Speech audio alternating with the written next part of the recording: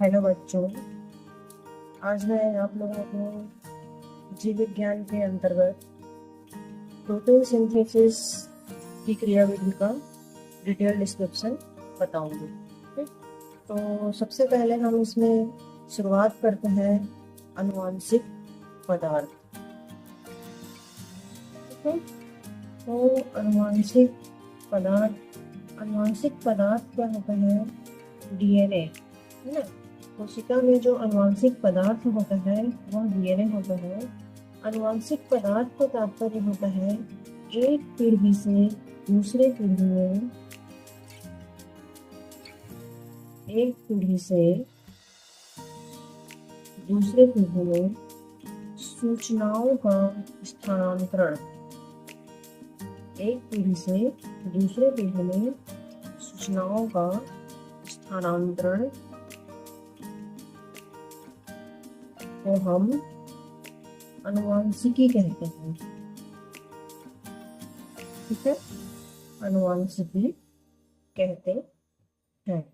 तो इसमें हम पढ़ने वाले हैं आपका प्रोटीन सिंथेसिस, प्रोटीन निर्माण की क्रियाविधि। तो प्रोटीन निर्माण की क्रियाविधि में जो हमारा डीएनए है, आनुवांशिक पदार्थ है, उससे सबसे पहले बनता है एमआरएनए। ठीक, एमआरएनए के बाद बनता है प्रोटीन। ठीक, इस निर्माण की क्रिया को कहा जाता है प्रोटीन सिंथेसिस की क्रिया या प्रोटीन निर्माण की क्रियाविधि। ठीक, तो यहाँ हमने देख लिया डीएनए क्या होता है। डीएनए एक आनुवांशिक पदार्थ है। एमआरएनए क्या होता है? एमआरएनए का मतलब होता है messenger RNA. Messenger RNA, messenger संदेश वाहक। इस एमआरएनए में संदेश पाए जाते हैं जिसको हमें अनुवाद करना होता है, तभी इसका प्रोटीन का निर्माण होता है। ठीक, एमआरएनए कहा जाता है। तो यह जो क्रिया है, प्रोटीन निर्माण की जो क्रिया है, यह इसके दिशा के आधार पर इसे दो भागों में बांटा गया है। सबसे पहला होता है आपका एक दिशीय, सबसे पहला है आपका एक दिशीय सूचनाओं का प्रवाह। एक दिशीय सूचनाओं का प्रवाह। एक दिशीय हम शब्द से समझने की कोशिश करते हैं। एक दिशीय मतलब होता है एक ही दिशा में चलने वाला। जैसे यहाँ पर देखिए, सबसे पहले आपका डीएनए बना। ठीक, डीएनए तो है हमारे पास पहले से। डीएनए के बाद आपका बनता है एमआरएनए बनता है। एमआरएनए के बाद हमारा क्या बनता है? प्रोटीन का निर्माण होता है। तो यहाँ देखिए, यह एक ही दिशा में आगे की तरफ, एक ही दिशा में आगे की तरफ बढ़ती चली जाती है, तब इसे हम एक दिशीय सूचनाओं का प्रवाह कहते हैं। ठीक, दूसरा होता है आपका विपरीत प्रवाह, है ना। दूसरा होता है हमारा विपरीत प्रवाह। यह मोस्ट इम्पोर्टेंट है। इसे कभी कभी 2 नंबर के सवाल के लिए आपको पूछा जाता है। तो विपरीत प्रवाह, इसे हम रिवर्स ट्रांसक्रिप्शन भी कहते हैं। इंग्लिश में इसे हम क्या कहते हैं? Reverse transcription. ठीक, तो रिवर्स मतलब सब जानते हैं, उल्टा हो जाना, पीछे आना।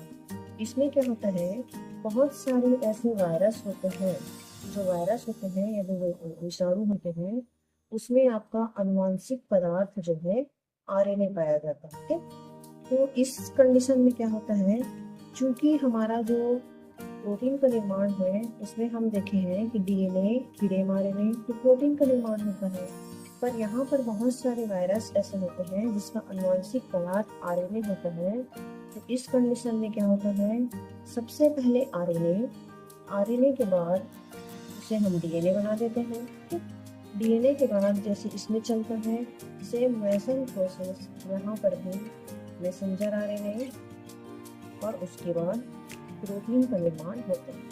तो यहाँ देखिए आरएनए यहाँ है, तो आरएनए से डीएनए का निर्माण, फिर वापस से डीएनए से आरएनए का निर्माण।